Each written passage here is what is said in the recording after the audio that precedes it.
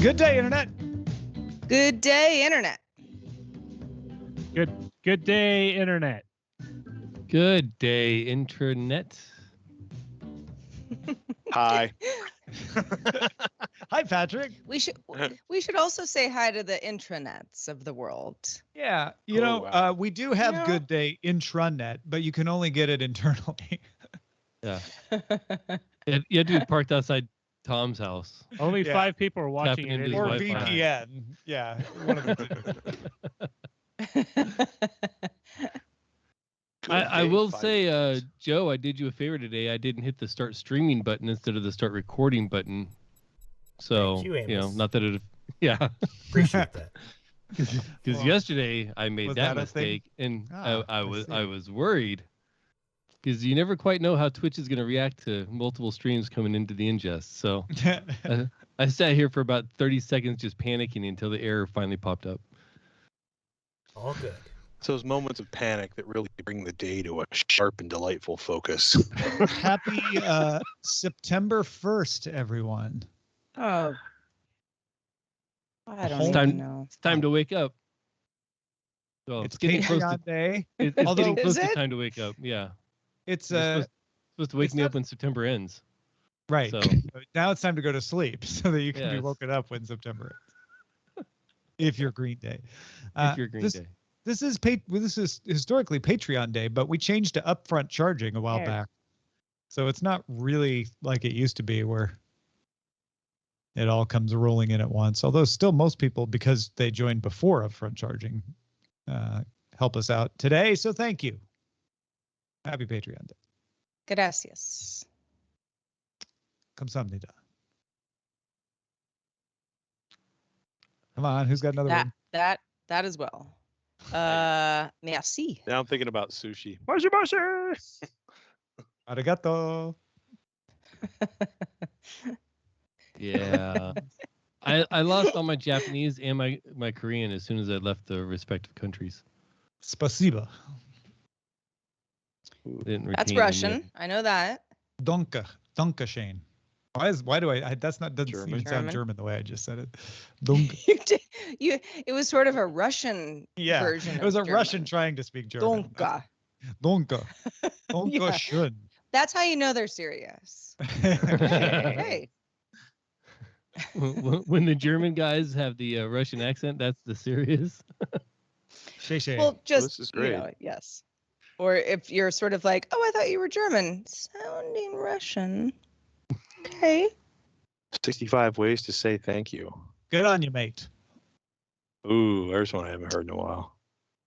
I used to, when I had done my little world tour, however long ago, it was, the one thing that you would just learn, even though you probably weren't going to be in a country long enough to understand too much of the language, is how to say thank you. Just be polite. Thank you. Because there's always, you're always going to have transactions and stuff like that. And so I knew them all at one point. I can't really think of any of them anymore. It's like, Yeah. It's like Mark Twain's 7 words. Oh yeah, the ones that got him banned from broadcast television. Is that a different guy? Different 7 words, Tom. I'm not sure that was Mark Twain. Was that not Mark Uh, Twain? I thought everything was Mark Twain. Yeah, it probably originates with him, Yeah, it wasn't Mark coldest Twain. summer it was I ever Winston spent, Churchill. kind of thing. Yeah. Mark Twain got banned from from broadcast newspapers. Yeah, from broadsheet newspaper. Mark Twain's famous quote: "Don't believe everything you read on the internet." Yep. Don't believe the hype. Mark Twain. Who's well ahead of his time. Don't believe the hype. And he didn't even mess up the. Can you imagine if that could actually be traced back to Mark Twain? He originally did say that. And that's where we all got it from. The coldest hype I ever spent. Sorry, I'm now And like Mark Twain quotes. I'll tell you that Mark Twain San Francisco thing, every summer it goes around. People go, have you ever did you know? Did you know Mark Twain didn't live in San Francisco? Did you know Mark Twain never Mark said Twain this? didn't say this?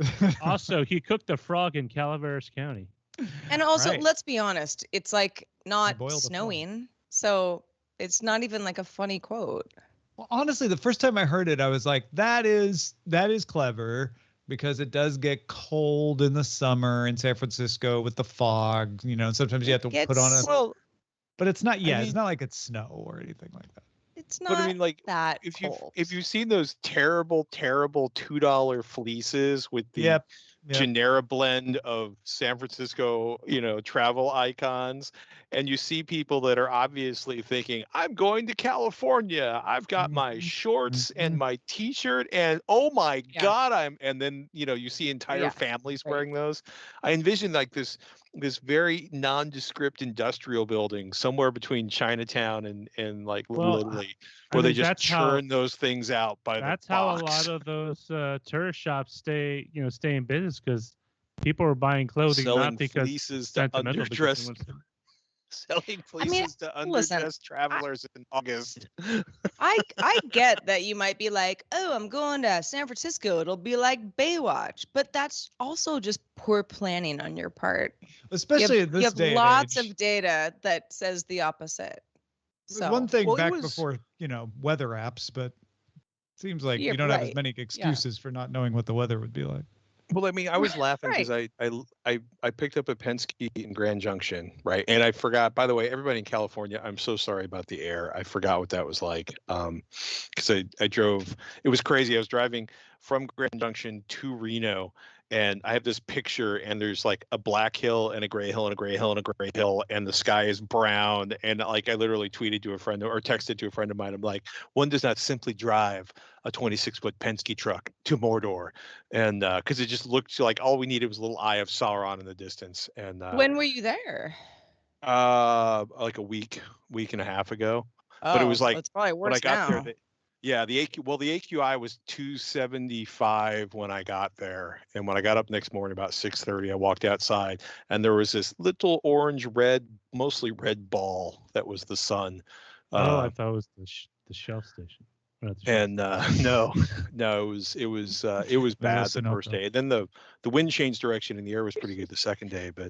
But I was driving back, so it was like 100 degrees in Reno, and I was wearing a mask, and I basically couldn't breathe because it was the AQI was through the roof, and because the fire was like 70 miles away.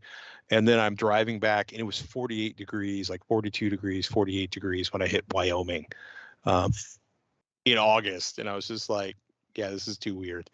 It was incredibly cold at one point in the middle of, which is, Yeah, in the summer too. Well, I guess it depends on, I don't really know the elevation of where you were, or the time was, but it was relatively early in the evening, and it was like, I'm used to the wind. I expect the wind in Nebraska, and I'm used to the wind in Wyoming, but it was crazy just exactly how cold it was in Wyoming when I got there. I think you just wrote a country song just now. Quick, write it down. Kanye West is there, Patrick. You could collab. What does he do in Wyoming? Just enjoy his property, or claps? He has a new album out. So I think that's what he's been doing for a while. Named after his mom, right? Yeah. I have no Mom, comment. this hits for you. I have an album out called Diane. Do you have an album you? out called Linnell? Yeah, it's every day. Just, it's a new song. Yeah. Starts now kind of thing. Yeah. I don't think my mom would. That would embarrass her too much. I don't think I would do that. Depends on how good the songs are. Yeah. Linnell.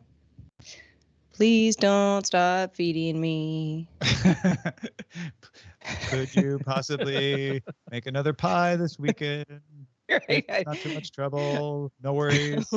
Linnell, you're cooking so good. And I just can't have you leave. It's just making it up on the fly, everybody. This is how good I am. Yeah. Freestyle. Yeah. Word. Yeah. It's a versus between Diane and Linnell. It's practically a versus.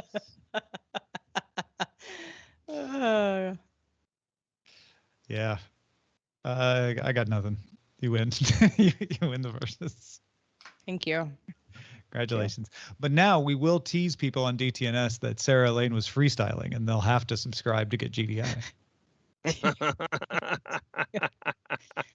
I mean, if I would have known I was going to do that, I might have prepared a little bit more. But that wouldn't have been freestyling. Exactly. Well, The whole point of a freestyle is your Szechuan style. Listen, the whole sort of like, I just walked in there with nothing in my head and it came out. It's like, no, you were preparing. You just don't have it written down. That's saying they memorize. So you just need to have a bunch of ready to go verses in your head at all time in case someone decides to throw down. Like you don't, Roger. Like you don't. It's like right. It's like having don't. like I have at least 20 I'm ready to use that's fit for all occasions. I think there's probably a fair amount of spontaneity, but you know what you want to say. Well, it's like mom's spaghetti. Like that. Former Micron Wow. employees in prison for giving trade secrets to Chinese fab. that tongue. It's that burn it up the charts, mom's spaghetti.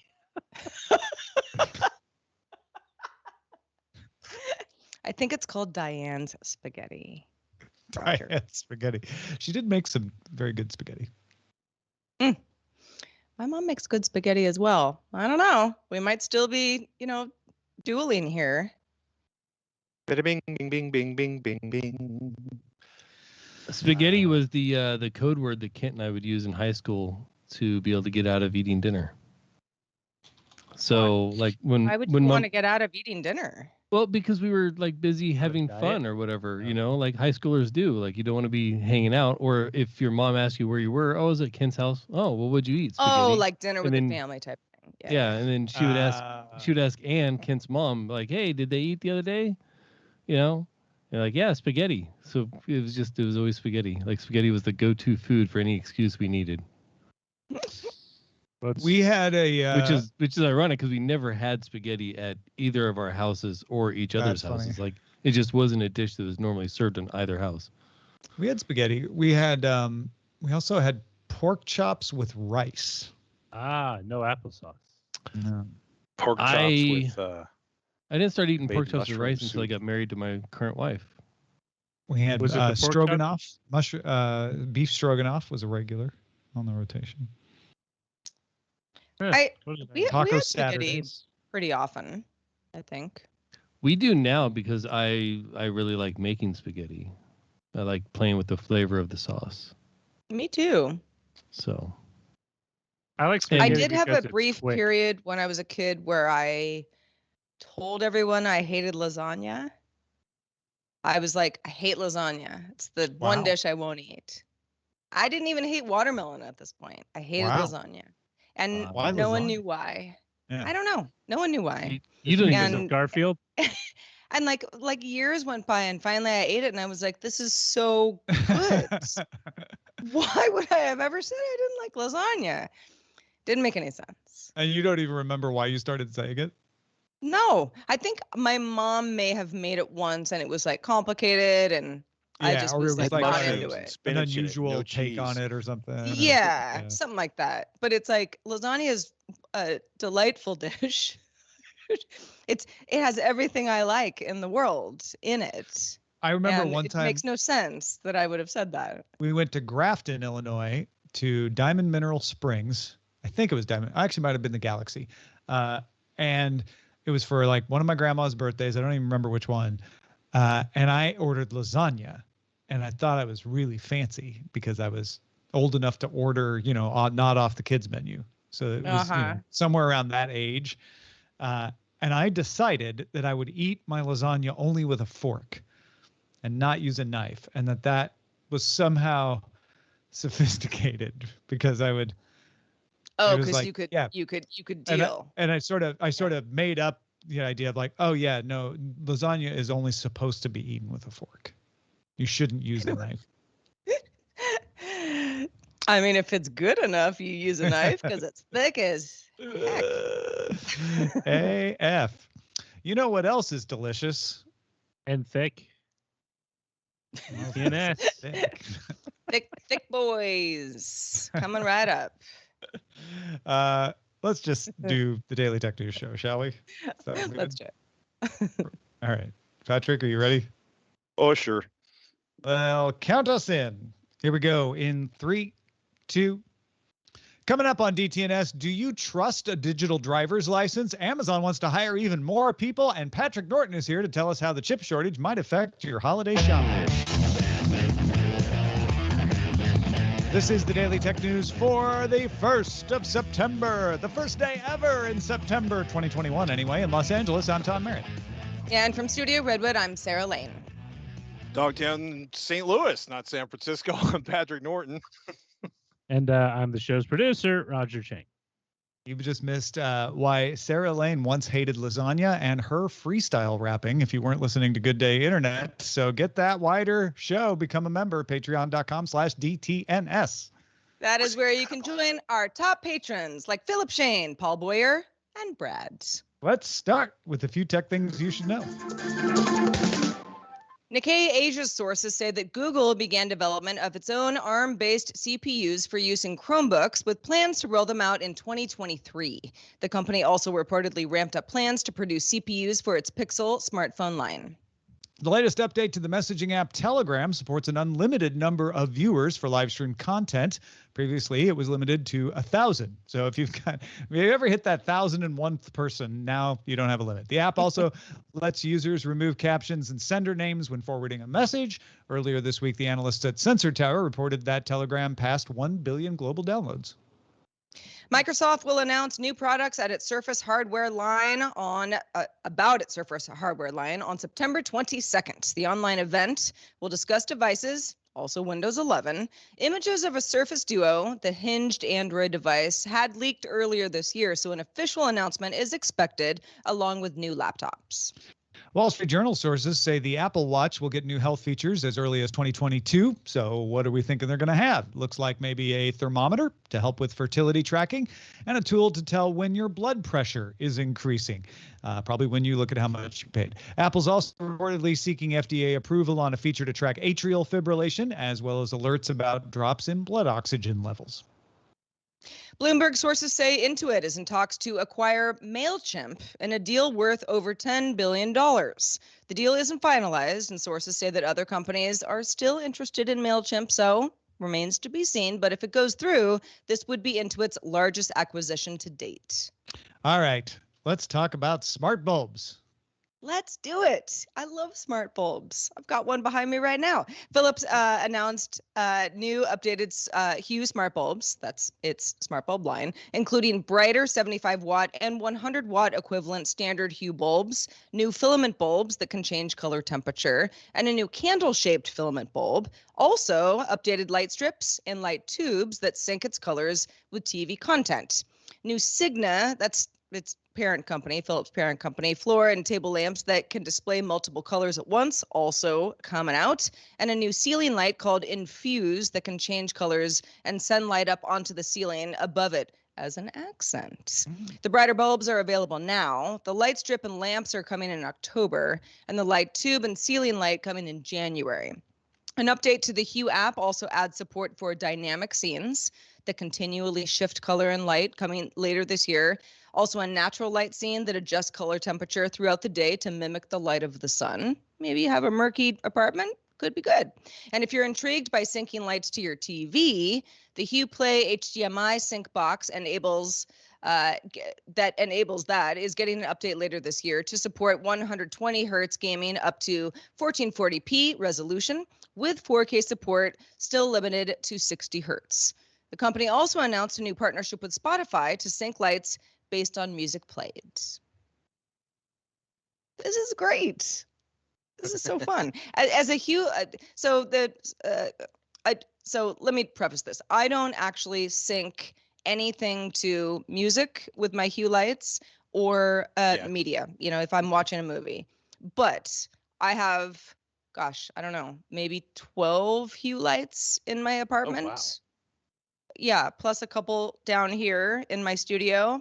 And I'm all very much into the scenes throughout the day. I do actually take advantage of light color, but something the thing that stuck out to me the most is the temperature stuff, based on, morning versus night, which is something that we all have gotten very used to when it comes to our screens. Like, if it's too late, you don't want too much blue light, you won't be able to sleep well, kind of thing. I actually find that much more helpful when it comes to the ambiance of the room that I'm in. I don't know. I was thinking like it's nice to be able to switch between, the daylight Kelvin, because it makes it so much easier to work on projects versus, the softer light that makes me look less like I need to be put into a box and buried to take a dirt nap, as we were discussing earlier. Not quite that serious, I think. Yeah, I learned what a dirt nap was today, but no, I love. And Hue Philips is not obviously Hue lights are not the only smart lights that you can buy. There are others on the market. I have a couple Life X's as well. And using Amazon's Assistant, you can make different smart lights talk to each other fairly well. And I think that's all going to get easier with the release of, what are they calling it now? Where all the companies are getting on board with smart home. Matter. Yes, mm-hmm. Exactly. But I'm a Hue fan. I really am. There are so many fun routines that I've even put into place and then later been like, yeah, that's not really a great routine, but it's still kind of fun to try out.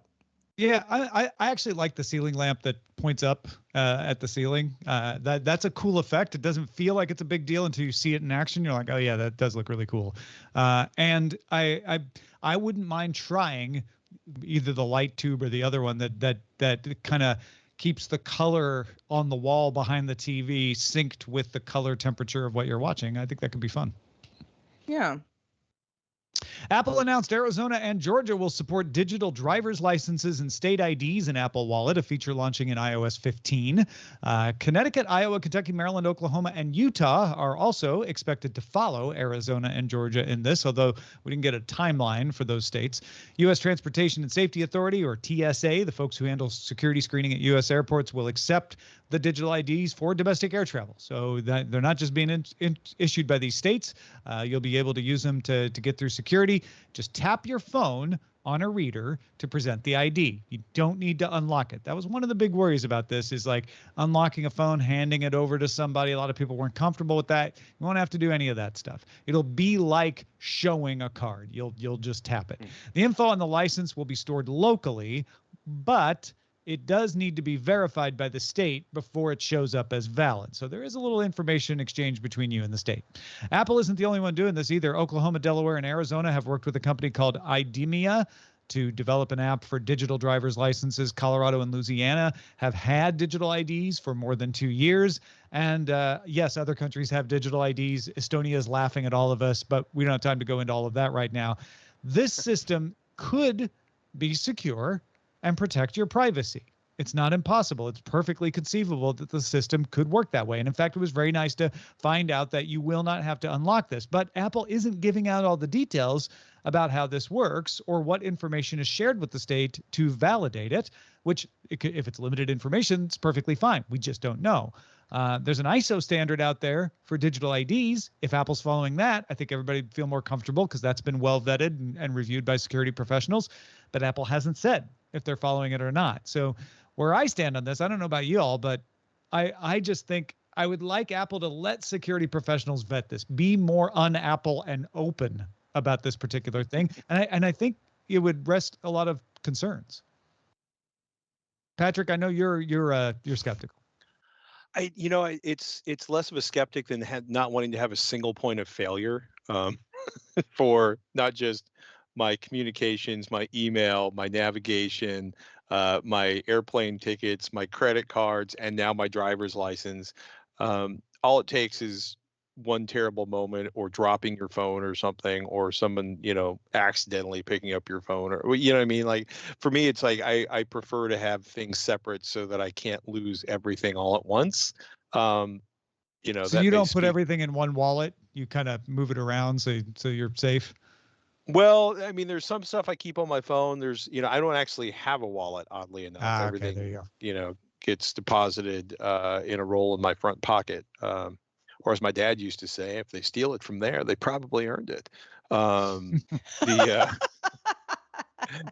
but also my dad was like, his cash was in one pocket, his credit cards was in another pocket, and his checkbook was in another pocket. You know what I mean? Because he grew up in some shifty cities when being pickpocketed was actually a thing. So for me though, having lost an ID and then had to deal with getting onto a plane without an ID, or I get the convenience. I get the convenience of having all of that information or all those credit cards on your phone, but I also run into so many places like gas stations without chip readers, or gas stations without card readers, or tap readers, or we should be clear that this system isn't replacing your physical driver's license. It's just in addition to.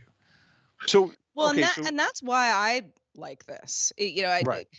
I haven't been on a plane in some time, but it's always the same thing. It's like, okay, well, I've got my boarding pass on my phone. That's that's something that I've gotten used to over the last few years, which is extremely convenient. But then I always have to fumble for my ID. And if I could just have both of those things on my phone, I'm still going to have my ID with me as like a fail-safe. You really need to see it. I've got it. It's kind of like how I use, because I have an iPhone, I use Apple Pay all the time.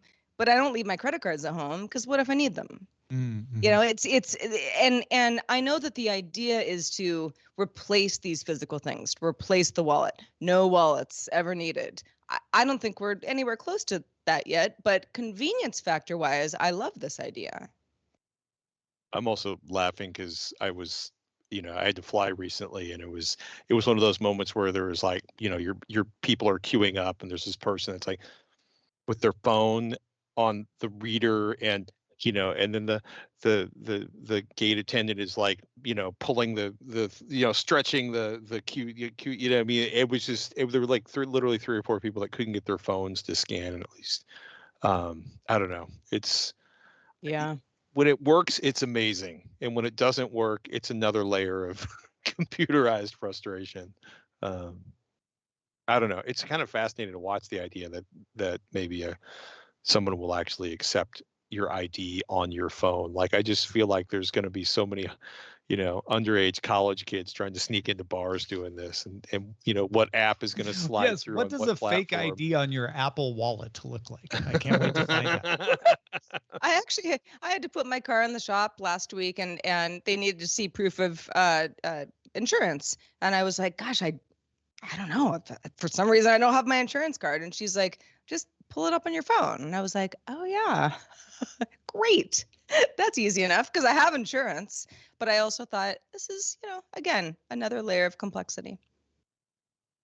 Well, Amazon employs almost 1 million people in the U.S. It's a lot of people. But Amazon's new CEO, Andy Jassy, announced that Amazon wants to get even bigger. The new CEO announced the company's plans to hire 55,000 people for corporate and technology roles in the coming months. And Reuters also notes that figure alone, that 55,000 additional people, is equal to a third of Google's headcount and almost all of Facebook's headcount. 40,000 of the new jobs will be in the US, with the rest in India, Germany, Japan, and a couple other countries. Some of that will be for existing retail and cloud and advertising businesses, while some is for new efforts like Project Kuiper, which aims to launch satellites to provide broadband access, which we've talked about on the show in the past. And most of the positions are in new roles. They're not vacant roles left open after people quit. They are new hires. Amazon's annual job fair takes place September 15th, and we'll probably know a little bit more about who gets hired after that. Man, I was reading this story and had not kept track of just how many people Amazon employs. The fact that a small percentage increase for them is equal to all of Facebook kind of blew me away. And Patrick, you found out that they're getting close to Walmart as far as the size of the employment. Yeah, so NBC News wrote this up, and they're reporting 1.3 million globally, 950,000 U.S. employees, not including all of the contractors like drivers that work for Amazon. This is just full-time employees. And then Walmart currently employs, quote, 1.6 million people in the U.S. So 1 in every 169 people in the U.S. workforce works for Amazon. About 1 out of every 100 people in the U.S. workforce, NBC News says, is employed by Walmart, which is a lot of people. It's Yeah, it's kind of mind-boggling, really. So, and Andy Jassy wants to look good. He wants to, get ahead of some of he's already got a controversy on his tail, and he, he needs to make his name now that he's taken over for Bezos. So promising some new jobs, not a bad way to do that. 55,000 sounds like a lot until you see the percentage, and you're like, honestly, for Amazon, that's not even that many, right? Like that's less than 1% of just their U.S. domestic workforce. Speaking of Amazon, go ahead, Patrick. Oh, so is it less than 1%? Like now I'm doing math. Be careful, everyone. I'm doing math. Math is hard. Well, while you're doing that, just a reminder, we briefly covered this yesterday that Axios' sources said that Amazon is investing in live audio features to expand the content that it can offer through Echo devices and also its voice assistant. The effort is being led by Amazon's music division with a focus on live music, but also looking at talk radio programs and podcasts as an extension of the feature. Sources kind of frame this as a digital radio-like tool for live streaming performances, rather than what some other people have compared it to would be a Clubhouse knockoff. Amazon also plans to integrate this live audio into Twitch.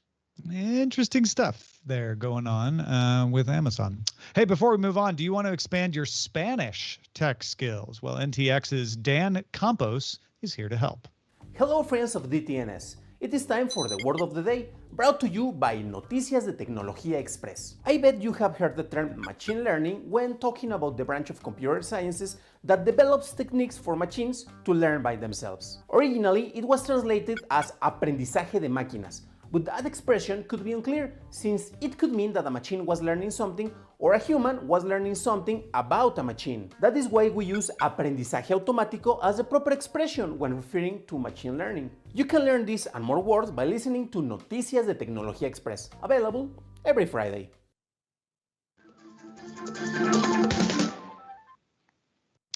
The chip shortage. Apologies if you've heard us sing this song before, but for those just joining us, here's the short version of how we got here. Lockdowns caused some companies, particularly car companies, to cut orders because they expected a drop in demand. Vehicle sales in Europe and the U.S. fell between 39 and 46% in March 2020 and between 52 and 80% in April 2020. So it wasn't unreasonable. But the demand bounced back fast starting in June, and car makers scrambled to get their orders back up. However, by the time they did, the high demand for consumer devices, in part caused by work from home, meant the factories were now working at or past capacity.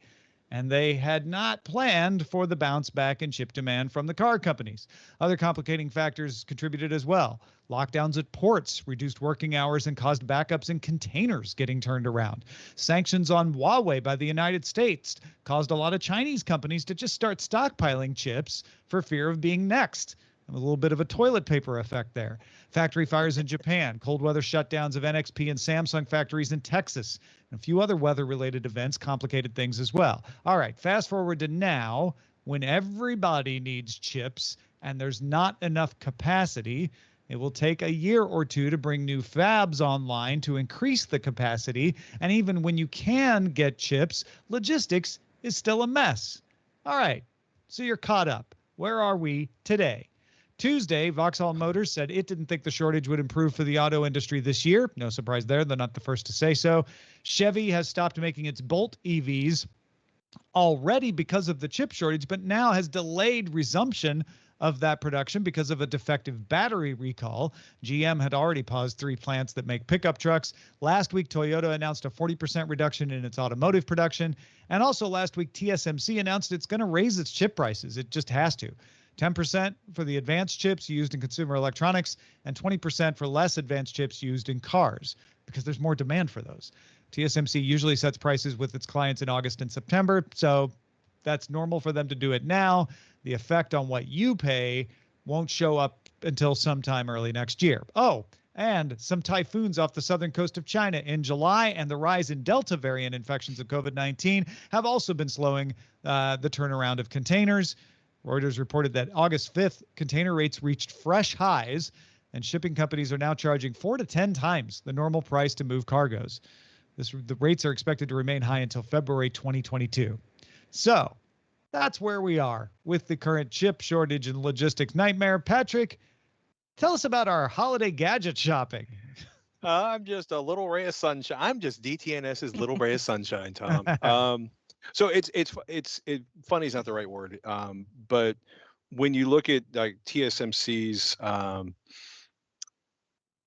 raising their prices, right? In addition to that, they're going to stop basically. They traditionally have given bulk discounts. I think Apple consumes roughly 20% of their production. There's some other major clients there.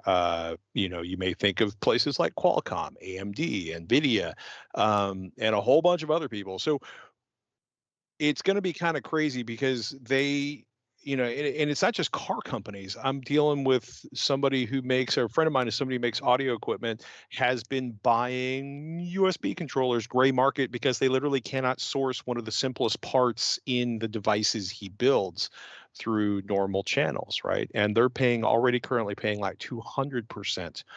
On the cost of those parts. So it's one, it's not just cars, it's not just GPUs, it is consumer electronics everywhere. Oh, we also have copper's up 200%, steel is up the better part of 200%, and the shipping rates, you mentioned the increases. I mean, you've literally gone from a 40-foot container costing like $4,000 to something like $11, $12, $13, $14, $15,000. Cue the warning from the audience, Tom, where I will be Big corrected. Jim, double check us there. We're good. Yeah. Yeah. Feel free to tell us. And it's literally just doubled between July and August because of some of the COVID problems and the typhoons, but it was already up like, 3.5 times in August. It's going to be a crazy year. Some people commented when I was talking about TSMC on Twitter, they're like, this is a monopoly. And it's like, no, not for the commodity level chips, like the 40 nanometer stuff. There are at least 10 major fabs that are capable of producing, the relatively simple chips, not the super high end ones. That's a good point, because that's where the shortage is. The shortage is not right. with the 7 nanometer chips. The shortage is with the commodity stuff, with the stuff that's easier to make and made in abundance, but it's needed by more people.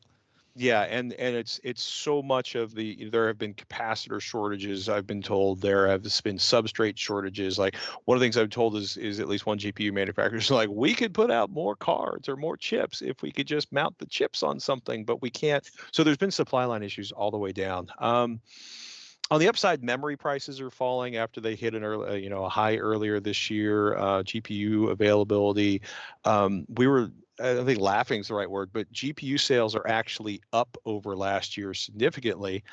You just haven't been able to buy them because there's still not enough to satisfy everybody's demand at this point. And that's been, I don't expect that to change much before. It'll be interesting. But using feeling words in the group, I feel that when Intel launches their GPUs next year and they've bought a significant amount of memory to build into GPUs, we might see some easing in that. Also very, very curious to see what those GPUs perform like when they ship, and that's a question for another day. Bottom line, shop early for Xmas. Or Hanukkah or Kwanzaa or anything else you want to celebrate, or birthdays. I wouldn't expect your next GPU until 2022. Don't expect car prices to fall anytime soon. And good luck.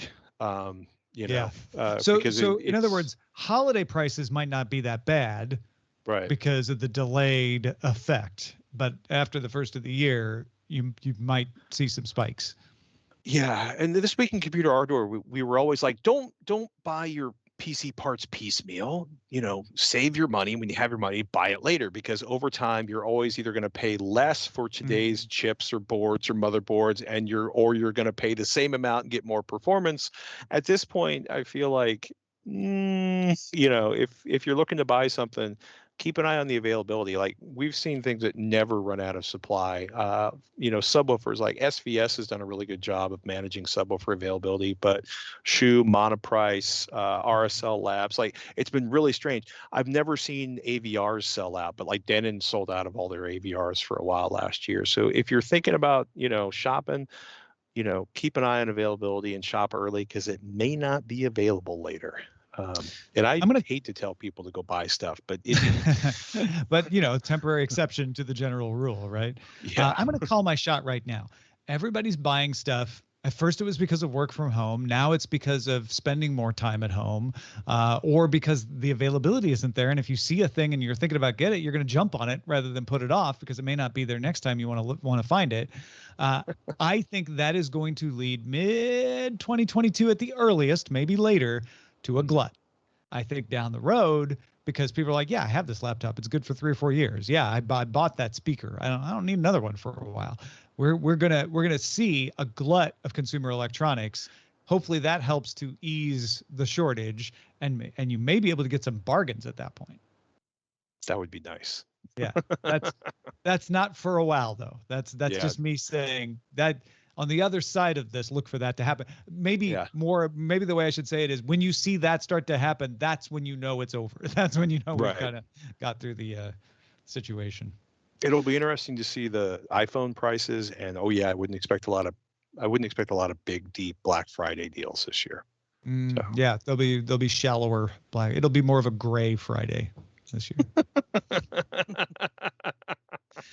Apollo Global Management has completed its acquisition of Verizon's media group. That's the one that includes Yahoo, AOL, a bunch of ad tech, media properties like TechCrunch and Engadget.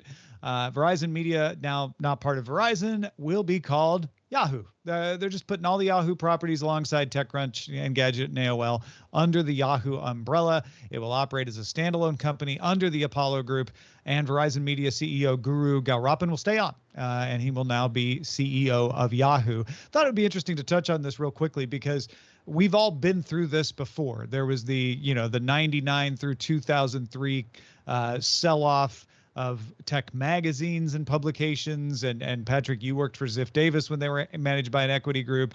And we're sort of seeing that happen to websites now. We saw CNET sold to Red Ventures, and then Red Ventures went off and sold Tech Republic to a holding company. So it's kind of a trend again. And I was curious if you had any advice for the people going through that now. Buckle up, kids. I don't know. It was really odd to watch a lot of the purchases that were made, especially at Verizon. And it's been hard. I know oh man, I'd like to say something intelligent and soothing, but I feel like private equity tends to come in and tighten up belt buckles that have already been tightened beyond belief, and just hang on, folks. The good news is PC Mag's still around. A lot of those properties that equity companies took over are still around, and generally what happens is stuff survives. You're not going to see you're not going to see TechCrunch go away, but it will be a while before that content gets hot again. And as long as they can make it through, then hopefully things get brighter on the other end of it. Yeah, somebody who worked at TechCrunch a few years ago, when Verizon bought AOL's properties, bought AOL, it was kind of like, we were all like, oh, we're such an autonomous group. What will happen? Nothing happened. And that doesn't mean that properties within these kinds of companies that gobble each other up, or swap them back and forth, don't have issues later on. That does happen. This feels like moving around of management that was never really available to us to start with. Yeah. All right, folks, let's check out the mailbag. All right, let's do it. This one comes from Alan, and this is in response to our conversation about floating pizza yesterday. We were talking about astronauts at the ISS eating floating pizza, and why the pizza was floating, but the toppings weren't floating off of the pizza. And Alan says, remember seeing an interview a while back. By the way, he does link us to a couple of links that describe this, so check it out in our show notes. A while back that talked about how liquids act like glue, indeed, in zero gravity because of the surface tension. And you need to have liquids in everything since anything loose could otherwise float away. Alan says, I tried to find a succinct description of this. The closest I could find is an explainer. He points us to a NASA link. But he says, if you have a few minutes, and this is also a YouTube link that he links us to. Here's an interesting and entertaining video that a former astronaut made a couple of years ago about eating food in space. He mentions the thing about liquids and surface tension. He even talks about pizza, although he said he had heard about it, but he was skeptical. Well, we got video evidence now. So thank you, Alan, though. This is great. So it's the surface tension. It's nice to have a little backup for what we seem to be seeing there and get a little more on the science about it. Appreciate that. Yeah, we really do. And if you ever have feedback and anything to add or a question or comment about anything we talk about, feedback at dailytechnewsshow.com is where to send that email. We also have 6 brand new bosses, everybody. Wow. Yesterday we asked pretty nicely. We said, if you can, be a new boss, please do. Now's the time.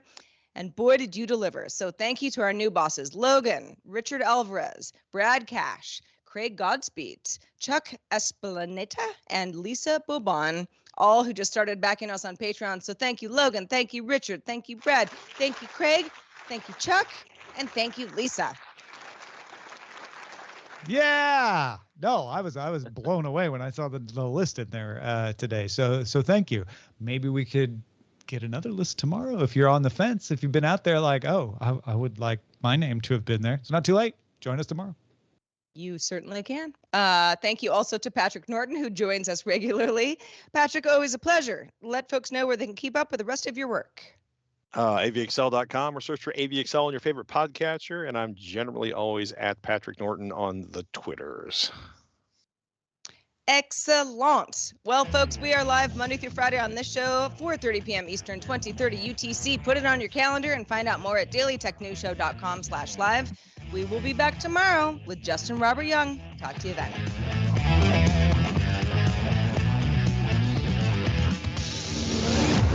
This show is part of the Frog Pants Network. Get more at frogpants.com. Diamond Club hopes you have enjoyed this program. Great show. Good stuff. To see by all. If you've got an idea for the title of the show, I hope you've submitted it in Discord or Twitch chat. And everybody watching or listening live should head on over to the showbot.tv. In fact, secretly, you can go to showbot.tv/DTNS2. You get the GDI and the DTNS voting right next to each other. So go check it out. Do some voting, and we will pick a title and let you know what we think later on in the show. Now Sarah will freestyle rap for us. Okay. I haven't thought about it. It's all right. I really would be. Yeah, I remember. What was the Eminem movie, 8 Mile? 8 Mile, yeah. right? Mm-hmm. And it was all about how he was like trying to be like freestyle rapper and was like good at it, but it was hard and everything. And I remember watching the movie, which I enjoyed, and just being like, that's my worst nightmare ever. And I can do this all day with y'all. Like that, it's not like performance is really an issue for me, but it's a certain kind of performance that I would never attempt. Is it because it's a solo?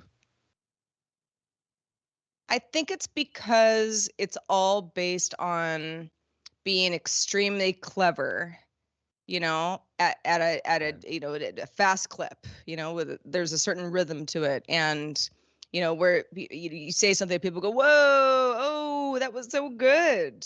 It's like, I can't be expected to talk that way. You want me to be clever in front of a room full of people? While rhyming? Not like that. Yeah, like no, that's it really is. But I mean, I also fear public speaking, but I don't fear being on TV. There is a difference. People laugh about that. There's a difference between looking at a room full of people while you talk versus a camera. Oh, totally. Yeah. I know that you're through the camera, but but it's they're different skills for sure. Mm-hmm. I definitely, give it up to anybody who's a really, really good public speaker, because I have done it, but I find it scary. Yeah, when I used to go to conferences and do panels, that was always the thing I would notice. I was like, oh, I'm nervous because I see the people looking back at me. I'm going to get instant reactions. I mean, Yeah. you think Zoom fatigue's bad? Like, Yeah. yeah, and I got used to it, is what I would say, after doing a bunch of Yeah. conferences. I wouldn't say I ever was not nervous. It wouldn't hit me as hard, maybe. Yeah. I've done quite a few sort of like, I don't know, fireside chat type, interviews, in front of an audience and that sort of thing. And you got your notes, you can do it, and if the person I'm talking to, I'm pumped about talking to them, it's like I just sort of pretend it's us two, and maybe kind of look out to the audience for a reaction here and there. But it's a whole different skill, it really is. Yeah, that was my first trick, was pick the person in the audience that seemed the least likely to hate you, and then just stare at them every time you look out. Down. Yeah. Totally No, but grand. when you looked at the audience, always look at that person. Yeah. That way you're getting to know that person becomes less about like, there's that person and that person, It's just like, oh, it's just me and that one person talking. Yeah. Right. Yeah. Or you imagine them naked, which actually has never worked for me. I don't want to. I think that's a horrible idea. People always say, oh, it's so disarming, and then you just have fun up there. Yeah. I'm like, no, that sounds really stressful. I feel like I understand the idea behind it, which is like, they're not as intimidating if they're vulnerable.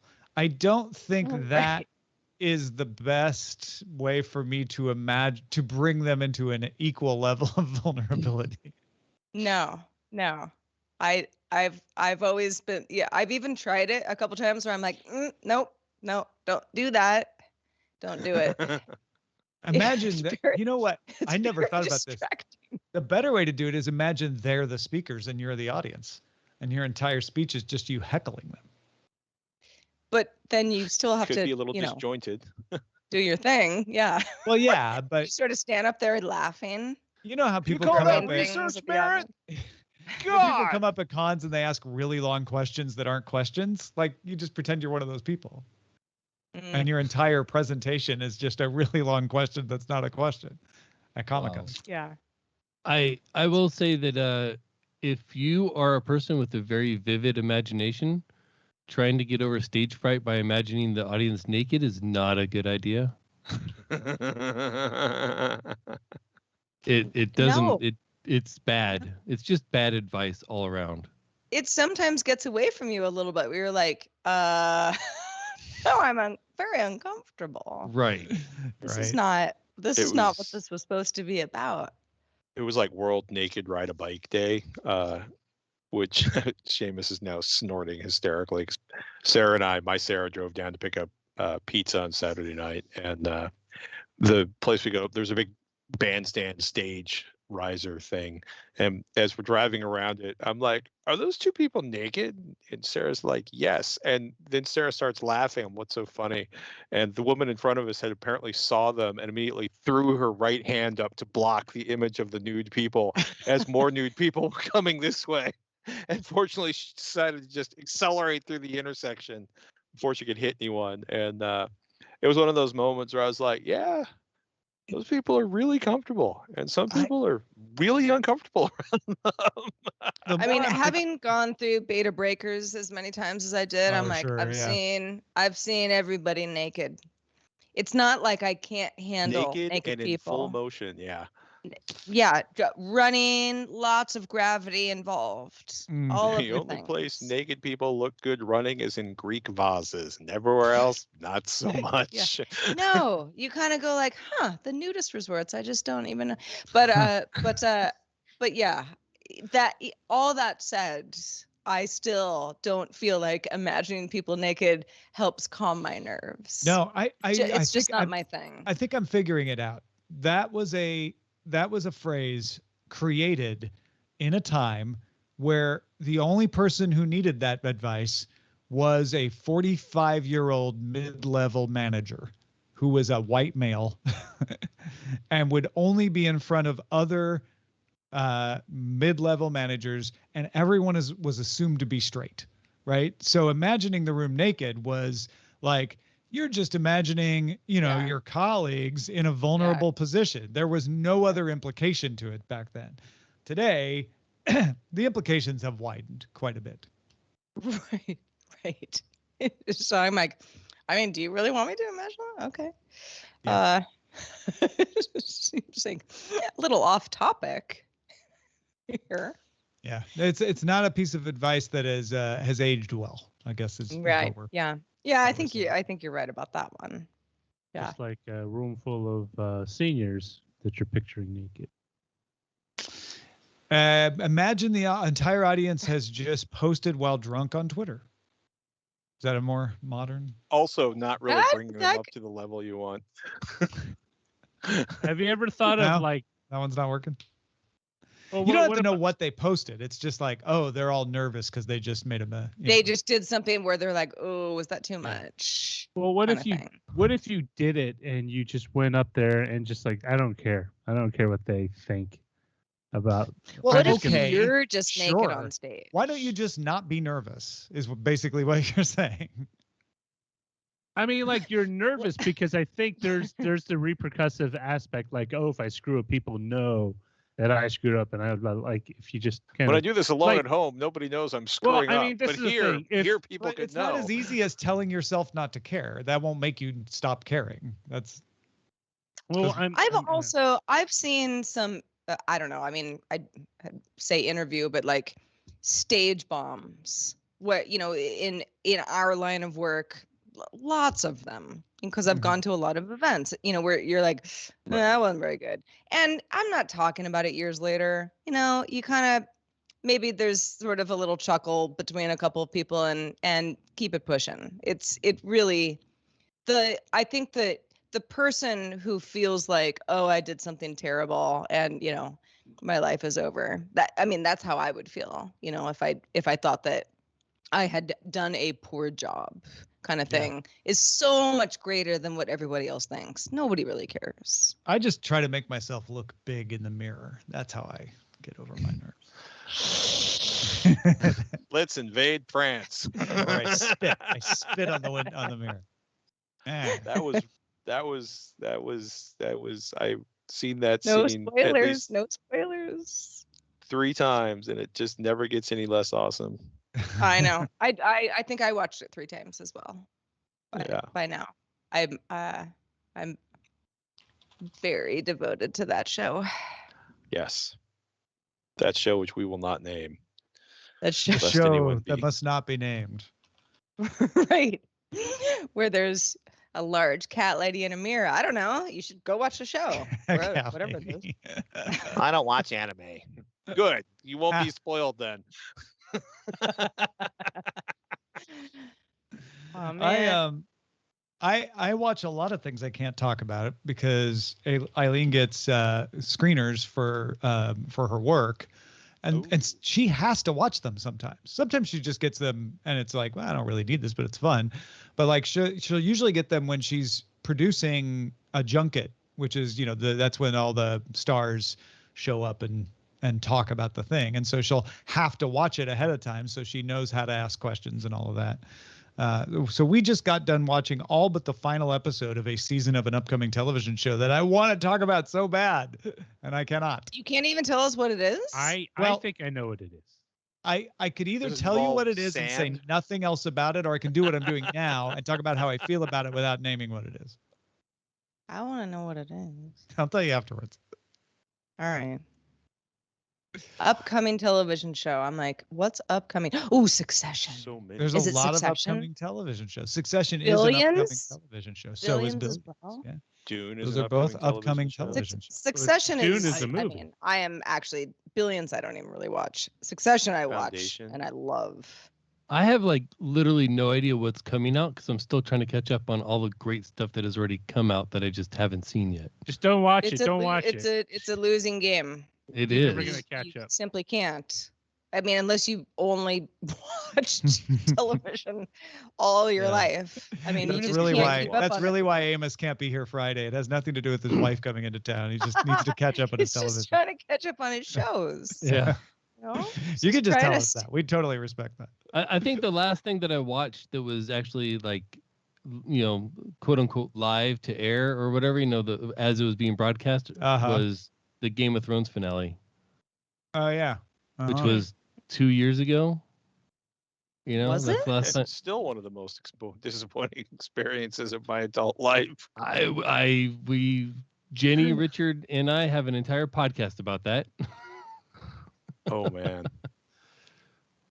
Yeah. I did not hate the Game of Thrones last season as much as a lot of people. I think it was because I liked the show so much that I just didn't want to admit that maybe things had gone a little astray.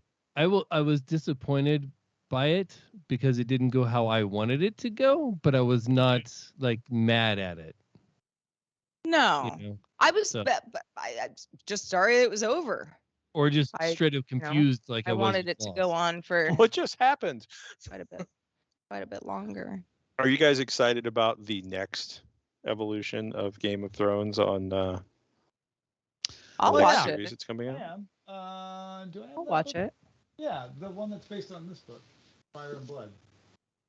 Yeah, someday I'm gonna get more than a third of the way through that.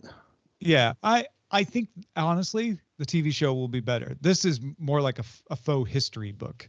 It's not a story like Game of Thrones is. It's like George R.R. Martin with even less of an editor than he usually doesn't have. Oh, Sorry. now That looks like a long book. Somebody's upset about not getting the next book.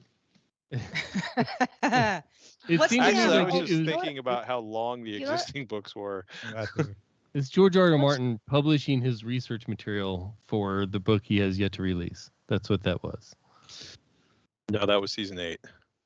This is confusing.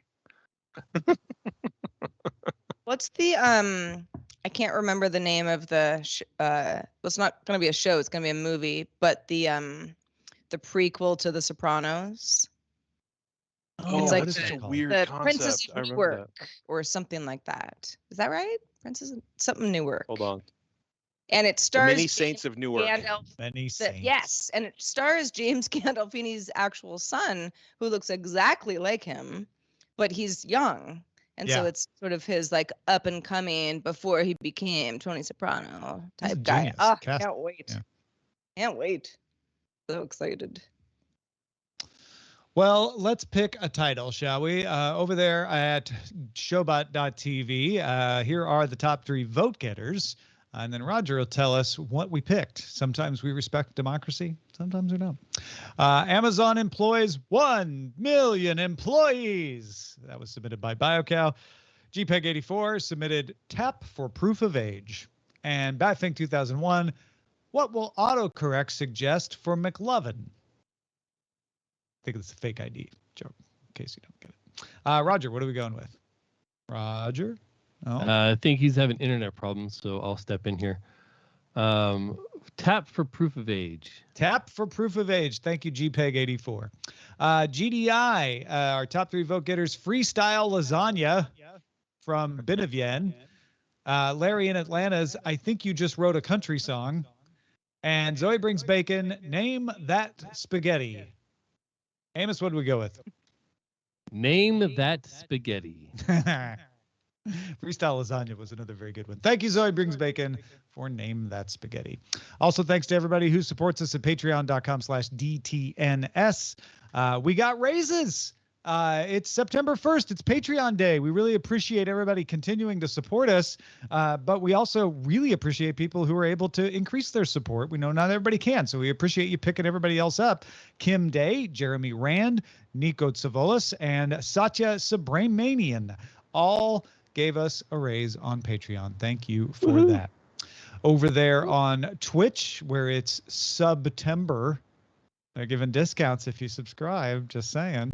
We got a resubscription from Clow851979 for the 20th month. Johnny James 3000, first month at Tier 1. Welcome, Johnny James 3000, and thank you for being a Tier 1 subscriber. Monkey Cats resubscribed for the 18th month. Cpots 50 for the 21st month, and DZ Tisdale for the 26th month. We also got bits from Zoe Brings Bacon and Lion Jim Video. That's going to do it for us today. As always, thank you for being with us. And until tomorrow, have a good day. Good day, Internet.